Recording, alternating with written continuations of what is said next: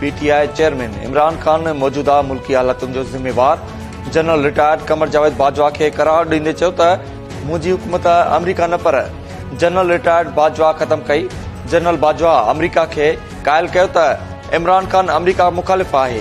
Video link ते ख़िताब कंदे इमरान खान चयो त चूंडियल हुकूमत वटि ज़िम्मेवारियुनि सां गॾु अख़्तियार बि हुजणु घुरिजनि। ज़िम्मेवारियूं वज़ीर आज़म वटि ऐं अख़्तियार आर्मी चीफ वटि हुजण सां निज़ाम नथो हली सघे।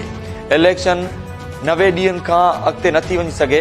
जेकॾहिं इलेक्शन 90 ॾींहनि खां अॻिते वई त उहो गैर आइनी अमल हूंदो। वक़्त ते चूंडूं न थियूं त निगरान हुकूमत जी का बि हैसियत न हूंदी। नून लीग जे अदलिया ते दबाव विझी फ़ैसिला वठण जी आदत आहे। हुननि अदलिया खे आज़ाद थियण नाहे ॾिनो। क़ौम खे अदलिया सां गॾु बीहणु घुरिजे। उन में को बि शक न आहे त मुल्क में तमामु घणी महांगाई बावजूदि गुज़िरियल ॾींहुं इस्लामाबाद में वर्कर्स कन्वेंशन में मुंहिंजी एतिरी आजादी जो महसूस थियो त अटो मुफ़्त ऐं टमाटा ₹2 किलो मिली रहिया आहिनि। नून लीग जी चीफ ऑर्गेनाइज़र मरियम नवाज़ चयो त पीडीएम सां इलेक्शन एहतियात न आहे।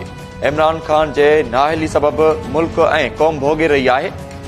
IMF सां मुआहदे सबबि अवाम खे तकड़ो रिलीफ नथा ॾेई सघूं। IMF असांजो गलो दॿाए रखियो आहे। कुझु माण्हू पाकिस्तान जी साख ख़राब करण जी कोशिश करे रहिया आहिनि। मीडिया मुल्क जी मस्बत ॻाल्हियुनि खे अवाम आॾो आणे। सूबाई वज़ीर शर्जील मेमून चयो त असांजी तहज़ीब ऐं रवायतुनि में नंढनि वॾनि जो एतिराम ऐं अदब करणु शामिल आहे। पाकिस्तान जी तारीख़ खे उजागर करण लाइ बहितरीन कमु थी रहियो आहे। सोशल मीडिया ते जेको कल्चर मुतारिफ़ करायो पियो वञे उहो असांजो कल्चर न आहे। असांखे नए पाकिस्तान न पर असुल पाकिस्तान जी ज़रूरत आहे। अदालती हुकुमनि बाबति तासिर उभरियो आहे त इलेक्शन कमीशन मुंशियुनि ते ॿधल आहे। अदालती हुकुमनि जो मज़ाक न उॾाए वञे। लॻे थो त इलेक्शन कमीशन इस्लामाबाद जे मकानी चूंडुनि जियां सूबाई चूंडुनि जो बि हिसो न रहंदी ऐं न कराईंदी। PTI अॻवान फवाद चौधरी चयो त आइन सां खेॾणु मुल्क लाइ महांगो साबित थी सघे थो। आइन खे लताड़ियो वियो त रियासत शदीद ख़तरनि जे वर चढ़ी वेंदी। जेल भरियो तहरीक शुरू थींदी जेका आइन जी बहाली ताईं जारी रहंदी।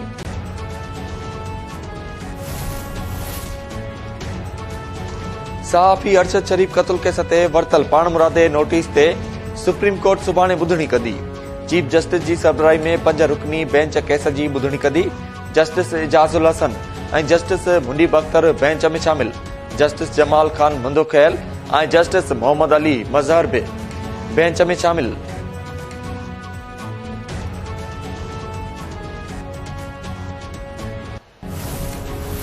पंजाब जे खुराक खाते ऐं फ्लोर मिल्स एसोसिएशन में तकरार न निबिरियो। पंजाब जे खुराक खाते 100 खां वधीक फ्लोर मिल्स जे कणक वारी कोटा मुअतल करे छॾी।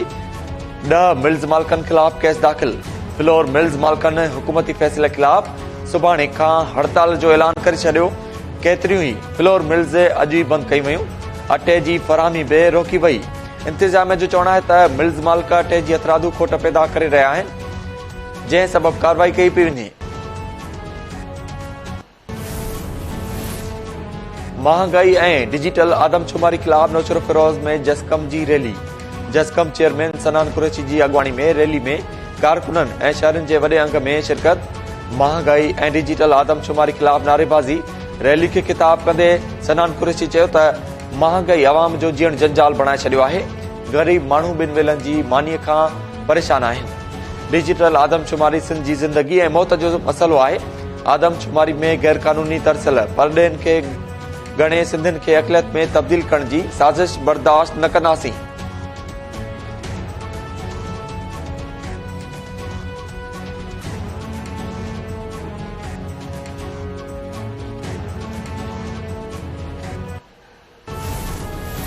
कराची में अवामी तहरीक पारां सिंध जो वजूद अख़्तियार ऐं वसीला बचायो मार्च। रैली रीगल चौक खां प्रेस क्लब अची जलसे में तब्दील थी वई। रैली में औरतुनि जो बि वॾो अंग शरीक थियो। अॻवाननि प्रेस क्लब आॾो कारकुननि खे ख़िताब कयो।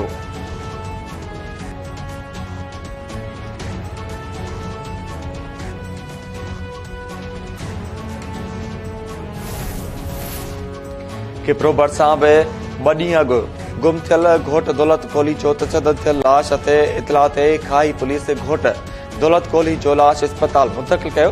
पुलिस क़त्ल केस में मक़तूल घोट जे संडू खे गिरफ़्तार करे वरितो। ॾोह जो बि एतिरा वाटसन चयो त दौलत जी 4 ॾींहं अॻु शादी थी हुई।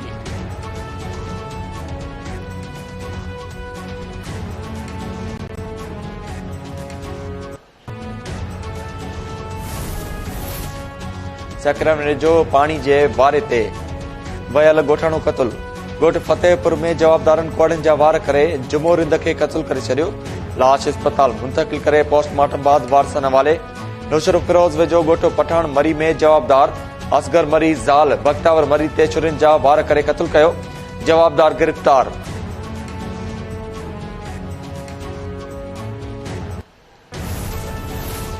मीरपुर माथेलो में जमीन जे तकरार तां MNA ख़ालिद लुंड ऐं संदसि सौट में शिकतान। सगीर लुंड जो पुलिस ते 5 हारियुनि खे गिरफ़्तार करण जो इल्ज़ाम। थाणे जे लाकअप में वेही रहियो। गिरफ़्तार हारियुनि खे आज़ाद करण जो मुतालबो। सगीर लुंड चयो त पुलिस 4 हारियुनि खे गिरफ़्तार करे गुम करे छॾियो आहे। इंसाफ़ कयो वञे।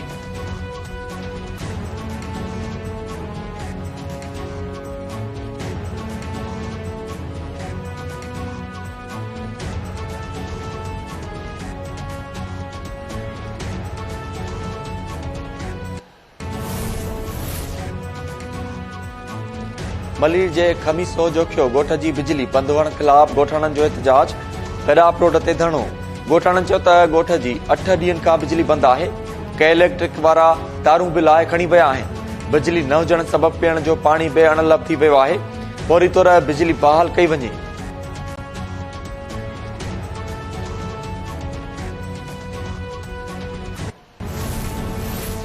कंदकोट में जसकम जो मुबैना तौर अगवा थियल औरत नाज़िया ऐं संदसि धीउ जी बाज़ियाबी लाइ एहतजाज। औरत ऐं नींगरीअ खे बाज़ियाब कराइण जो मुतालबो। मीरपुर बोड़ो में बि 2 ॾींहं अॻु मुबैना तौर अगवा थियल नौजवान भूरल पिताफी जी बाज़ियाबी लाइ वारसनि जो एहतजाज। नौजवान खे बाज़ियाब कराइण जो मुतालबो।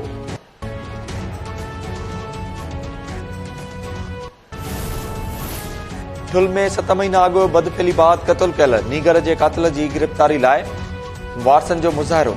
एहतजाज कंदड़नि जो चवणु आहे त पुलिस 7 महीना गुज़रण बावजूदि नीगर मुज़फ़र सुमरो जे क़त्ल में मुलविस। जवाबदारनि खे गिरफ़्तार करण लाइ के बि क़दम न खंया आहिनि। जवाबदारनि खे गिरफ़्तार करे इंसाफ़ कयो वञे।